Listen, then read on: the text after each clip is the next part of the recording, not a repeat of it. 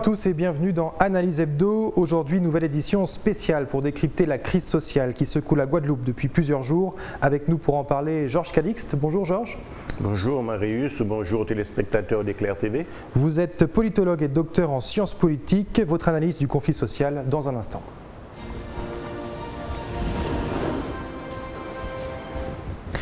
Certains élus proposent une évolution statutaire ou institutionnelle pour sortir du conflit. Quel pourrait être son contenu et quelle est sa faisabilité? Alors d'abord, considérer que l'évolution statutaire va d'elle-même permettre de sortir de la crise, c'est quand même méconnaître qu'avant cette évolution statutaire, il y a un certain nombre de préalables. Enfin, quels sont ces préalables? La Constitution, pour l'outre-mer, classe les territoires ultramarins dans deux catégories. Ceux qui sont régis par ce qu'on appelle l'article 73 et ceux qui sont régis par l'article 74. D'ores et déjà, la différence entre l'article 73 et l'article 74 est essentiellement liée à l'application de la loi. Dans l'article 73, les lois votées au niveau national sont automatiquement appliquées au niveau local, sauf si des adaptations sont prévues lors de l'élaboration de la loi. C'est ce qui fait débat à l'heure actuelle où la loi du 5 août s'applique puisque nous sommes dans l'article 73. Et là où les élus ont voulu en venir, c'est que dans l'article 74, la loi ne s'applique pas automatiquement, elle ne s'applique que s'il y a une mention spéciale qui le précise. Et c'est vrai que les élus, face à l'intransigeance du gouvernement d'appliquer la loi comme elle a été votée, on parlait d'évolution statutaire, puisqu'effectivement, c'est cette évolution statutaire qui permet de pouvoir éviter que la loi ne soit appliquée ex abrupto, en tout cas sur certains territoires. Cependant, il faut bien comprendre que la Constitution offre des possibilités déjà dans l'article 73. Et il faut distinguer l'évolution institutionnelle et l'évolution statutaire. Dans l'article 73, même si la loi s'applique à l'identique qu'au niveau de la métropole, les institutions peuvent être différentes. C'est ce qui a été prévu par la loi constitutionnelle du 28 mars 2003 qui laisse à l'outre-mer, régie par l'article 73, par exemple, la possibilité d'avoir une assemblée unique, une assemblée qui va traiter des sujets du département et de la région, ou tout simplement, et c'est le choix qu'ont fait la Guyane et la Martinique, la possibilité de fusionner le département et la région pour obtenir une collectivité unique qui, dans la Constitution, est reconnue comme une collectivité à statut particulier. Deuxièmement, dans cet article 73, il est possible de demander ce qu'on appelle des habilitations. Par exemple, la loi a été votée, cette loi ne s'applique pas dans des conditions correctes. À partir de ce moment-là, il est toujours possible pour un exécutif de demander au gouvernement, et s'il s'agit d'une loi que l'exécutif, en tout cas que les élus locaux veulent adapter, une habilitation législative. S'il s'agit simplement d'un décret d'application que les élus locaux veulent adapter, ils demandent une habilitation réglementaire. Et c'est vrai donc qu'il existe ces possibilités dans l'article 73 qui n'ont pas été suffisamment exploitées. Et malheureusement, nous sommes quasiment, avec la Réunion qui est en train d'évoluer, l'un des rares départements, en tout cas département-région, on appelle ça les droits, mais département-région d'outre-mer, à pouvoir avoir encore sur le même territoire un département et une région. Maintenant, pour l'article 74, c'est le cas de la Polynésie, Wallis-et-Futuna, Saint-Martin, Saint-Barthélemy, beaucoup plus près de nous, la loi ne s'applique pas de manière systématique dans les domaines qui ont été transférés à ces collectivités. Cependant, je rappelle que pour Saint-Martin, Saint-Barthélemy par exemple, ils ont conservé une partie d'identité législative, bien qu'étant dans le 74, puisque les retraites les prestations sociales. Un certain nombre d'éléments, ils l'ont conservé à l'identique.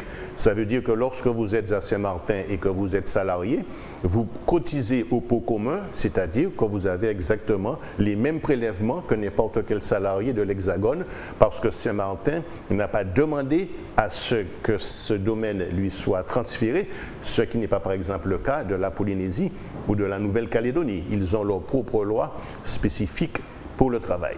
Donc quand on parle d'articles d'évolution statutaire, il y a ces deux possibilités. L'une qui permet de rester dans le statut actuel d'identité législative, mais qui permet à nos institutions d'évoluer. L'autre qui va tout simplement faire évoluer non seulement les institutions, mais également les modalités d'application de la loi. C'est l'article 74. Et vous voyez bien que les élus font un pas qui me semble un peu précipité. Georges Calixte, quelle est la philosophie des gouvernements dans le rapport avec... Alors peut-être la faisabilité. Oui, sur la faisabilité justement d'une évolution d'une telle institution. De l'évolution 73-74. Alors il y a deux critères bien importants et qui ne doivent pas échapper à nos élus. Le premier, c'est ce qu'on appelle le verrou constitutionnel. Toute modification de l'architecture des institutions territoriales, par exemple départements, régions, a fortiori toute évolution statutaire, il y a ce qu'on appelle le verrou constitutionnel, il faut de la consultation des populations. Premier élément. Et donc, si on demande une évolution statutaire, il faut que l'état de confiance entre les élus et la population soit suffisamment forte pour que la population accepte que nos élus aient la possibilité de produire eux-mêmes du droit qui va s'appliquer directement sur le territoire. Premier élément. Deuxièmement, sur la faisabilité, il faut passer par un congrès, ensuite une adoption dans des délibérations concordantes, une transmission au gouvernement par l'intermédiaire du préfet, et c'est le président de la République qui convoque les électeurs. À mon humble avis, et j'en terminerai là-dessus, pour bien connaître l'état d'esprit de la population, au moins elle se rend compte qu'il y a quelques difficultés à appliquer directement le droit, en tout cas j'ai utilisé l'expression ex abrupto, à la Guadeloupe. Mais en même temps, elle tient à ne pas trop s'écarter de la dynamique législative française. Donc me semble-t-il que la première étape serait de pouvoir fusionner nos institutions, ce qui serait une simple rationalisation administrative. Il y aurait bien sûr une consultation de la population. Et la deuxième étape consiste à réfléchir sur les domaines, et profiter peut-être de cette crise sociale, sur les domaines de compétences sur lesquels il est possible de demander une habilitation de manière à élargir celle qui existe à l'heure actuelle. Et je rappelle que la Guadeloupe pour l'instant n'a que deux habilitations, l'une réglementaire, l'autre législative. Il s'agit de l'énergie ou de la formation professionnelle. Autrement dit, voir au niveau de la fiscalité, au niveau de l'environnement, au niveau de l'urbanisme, au niveau de la législation du travail, qu'est-ce qu'il est possible, dans un premier temps, de pouvoir demander à être habilité à faire du droit. Une fois que les élus auront fait la démonstration à la population, ils sont tout à fait à même à pouvoir mettre en place ces habilitations avec des politiques publiques efficaces. À ce moment, il est possible d'envisager une évolution statutaire, c'est-à-dire la capacité pour nos élus, dans des domaines qui seront négociés avec l'État, de pouvoir transférer des compétences dans lesquelles nos élus pourraient faire un droit, mais un droit qui serait applicable et qui, sur le plan, au niveau des normes, serait effectivement d'une puissance telle qu'il ne pourrait pas être mis en cause par des dispositions nationales, sinon lorsque ces dispositions sont spécifiées dans la loi, puisqu'on parle de spécialité législative. Ça veut donc dire que pour qu'une disposition nationale juridique s'applique dans un territoire régi par l'article 74, il faut qu'il y ait une mention spéciale dans la loi qui dit « Les dispositions du présent article sont également applicables en Nouvelle-Calédonie, à Wallis et Futuna, ou en Polynésie ou à Saint-Martin. Voilà donc, si vous voulez, cette faisabilité avec le verrou constitutionnel de la consultation des populations et la nécessité d'aller progressivement en élargissant le champ de l'habilitation, puisque la population, à mon avis, si on lui demande à passer directement à l'article 74, donc une évolution statutaire, risque d'avoir quelques crispations, surtout s'il n'y a pas de consensus politique. Alors vous parlez de consulter la population, mais comment cela peut se matérialiser ? C'est une consultation tout à fait classique, hein, je l'ai expliqué. D'abord, réunion du Congrès, ensuite transmission au gouvernement, et c'est par décret présidentiel, puisque le président est lui garant de la Constitution, c'est par décret présidentiel que les populations sont invitées à se rendre aux urnes et pour se prononcer, sachant que la question doit leur permettre de se prononcer par oui ou par non. Ça, on l'a vu pour la Martinique, on l'a vu pour la Guyane. Il n'y a pas de commentaire à faire sur le bulletin de vote, hein. Il y a une question précise et au regard de cette question, par exemple, voulez-vous fusionner le département et la région? Oui, non. Il n'y a pas, si vous voulez, de commentaire possible. Quelle est la philosophie du gouvernement dans le rapport avec les élus locaux ? Vous posez la question, je présume, par rapport à la rencontre qui a eu lieu déjà lundi dernier, plus celle qui s'est produite encore hier, où il y a eu une invitation pour les maires d'abord, et ensuite pour les parlementaires et les collectivités dites majeures aujourd'hui. En fait, il y a une base juridique dans laquelle le gouvernement a exprimé sa philosophie. C'est la loi du 27 décembre 2019 qu'on appelle encore la loi engagement et proximité.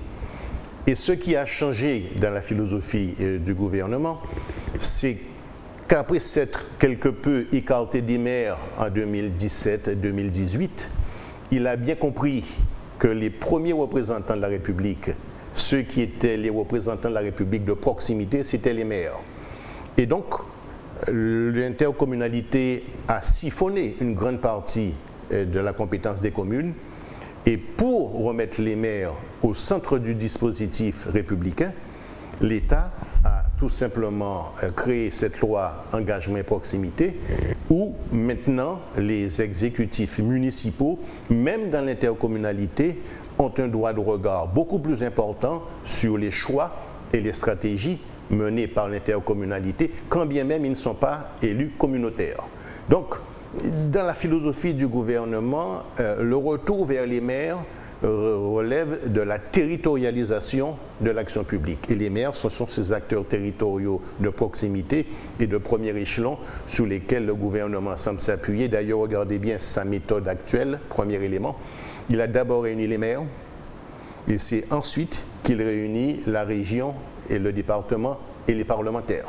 Donc il a voulu prendre la température de la proximité et ensuite il fait appel, bien sûr, à la dynamique parlementaire et au consensus des collectivités majeures de par l'ampleur de leurs compétences.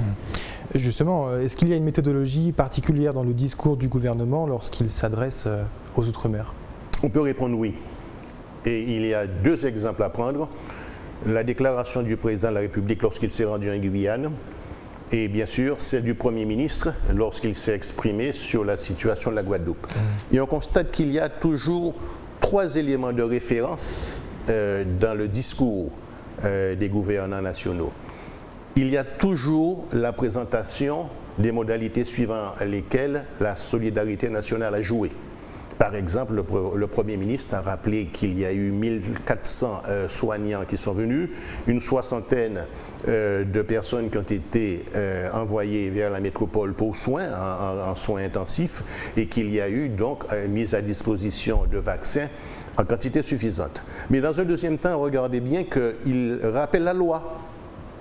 Et il dit attention, mais voici ce que dit la loi et qu'elle s'applique sur l'ensemble du territoire qui peut y être concerné. Donc nous qui sommes dans l'article 74, et ensuite, et c'est toujours classique, d'ailleurs le préfet l'a fait, rappelez-vous, pour le dispositif concernant la lutte contre, en tout cas l'aide aux entreprises s'agissant de la crise sanitaire, et il l'a encore fait il n'y a pas très longtemps. Il a simplement rappelé, et c'est toujours la troisième étape, attention, voici ce qu'a dit la loi, mais que l'outre-mer n'a pas été exclu, puisque ça nous a coûté tant de pouvoir, par exemple, le chômage partiel, le chômage technique, le chômage partiel, tout ce qui concerne le prêt garanti par l'État. Alors, même si le problème, c'est que beaucoup d'entreprises locales, par exemple, et on voit également pour le pass sanitaire, la réprobation, beaucoup d'entreprises locales n'ont pas pu bénéficier du dispositif parce qu'il était trop inadapté, l'État a toujours dans sa méthodologie le fait de rappeler, cependant, il y a des dispositions qui ont été prises et qui, quelque part, ont été également profitables à l'outre-mer. Et ça n'est pas sans poser quelques problèmes, puisque je présume que la question sur laquelle vous venez est de savoir pourquoi il y a cette intransigeance de l'État par rapport à l'application du droit particulier du pass sanitaire. Et pas plus tard que ce matin, il y a eu une réunion avec la délégation qui n'a fait que rappeler qu'elle ne pouvait aller au-delà de ce que lui permettait le droit, comme le préfet de la Martinique l'a rappelé aux organisations qu'il a rencontrées pas plus tard qu'hier. Et donc, il faut bien se poser la question de la puissance du droit. Et pour comprendre les difficultés qu'a le gouvernement à pouvoir adapter le droit en matière de santé, il faut comprendre les rapports qui existent entre ce qu'on appelle la verticalité législative et l'horizontalité politique. Verticalité législative parce qu'une loi, dans les normes, reste un instrument juridique des plus puissants. Ça veut donc dire qu'un décret ou un arrêté qui est pris ne peut en aucun cas aller à l'encontre d'une loi. C'est un dispositif très puissant. Si bien que l'horizontalité politique, en tout cas dans le cadre de ces négociations, peut procéder à quelques adaptations à la marge, mais ne peut pas remettre en cause les dispositions qui sont arrêtées par la loi. Et c'est donc l'occasion de dire, attention, il faut maintenant que nos parlementaires et que le gouvernement lui-même modifie sa méthodologie dans la production de la loi. Il y a nécessité qu'avant que certaines dispositions dont on peut penser qu'elles ne feront pas consensus s'appliquent, qu'il y ait une consultation plus importante des acteurs locaux, de manière à ce que, par exemple, la loi prévoit que les dispositions d'un de ces articles feront l'objet d'un décret d'application, ce décret d'application intégrant les négociations et les consultations préalables pour s'appliquer. Et malheureusement, ce n'est pas fait. Ce sont nos parlementaires qui, directement au niveau national, font des propositions, mais nos parlementaires, qui sont 27, je crois, sont noyés complètement dans la masse. Et par conséquent, lorsque souvent leurs propositions ou leurs amendements passent en commission, ces propositions, ces amendements soit retirés, soit modifiés considérablement. Donc, je le dis parce que la nécessité de pouvoir transcrire dans le droit des concertations préalables, nous allons engager, à un moment donné ou un autre, il faudra engager des négociations sur la situation actuelle de la Guadeloupe. Et cette situation doit permettre deux choses. Voir quels sont les domaines où les élus pourraient demander davantage de compétences, mais surtout pour consacrer sérieusement les dispositions qui seront prises dans le cadre du protocole qui sera signé. Il faut d'une part qu'on retrouve ces dispositions dans la loi, donc il faudra d'une loi, comme il y a eu une loi, rappelez-vous, en mai 2009, après les événements, sauf que la loi de mai 2009 a complètement échappé aussi bien aux acteurs qui avaient négocié qu'à nos parlementaires, et les dispositions n'ont pas été favorables. D'ailleurs, dans la presse locale, je montre un peu les dispositions arrêtées dans le cadre des accords binaux et l'effectivité de ces dispositions, en montrant qu'entre-temps, la situation s'est beaucoup dégradée. Et que s'il y a des discussions à continuer, la loi peut fort bien prévoir qu'un décret d'application précise l'article, et que le ministère concerné par la prise de ce décret d'application continue le dialogue avec les acteurs locaux pour que le décret d'application soit en conformité avec, en tout cas, le plus proche de la réalité. C'est tout à fait possible en droit, lorsque une mention est spécifiée dans un article, elle est applicable immédiatement.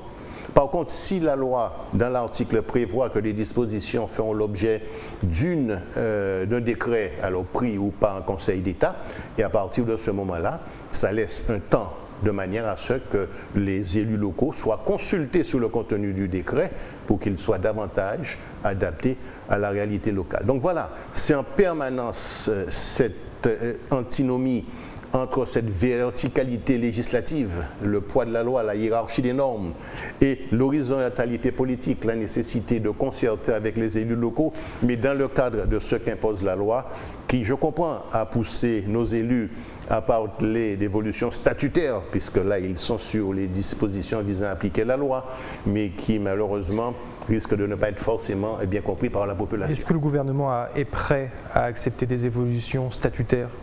Ou est-ce que la situation actuelle lui convient finalement au gouvernement? Mais tous les gouvernements, permettez-moi de vous le dire, ont souhaité.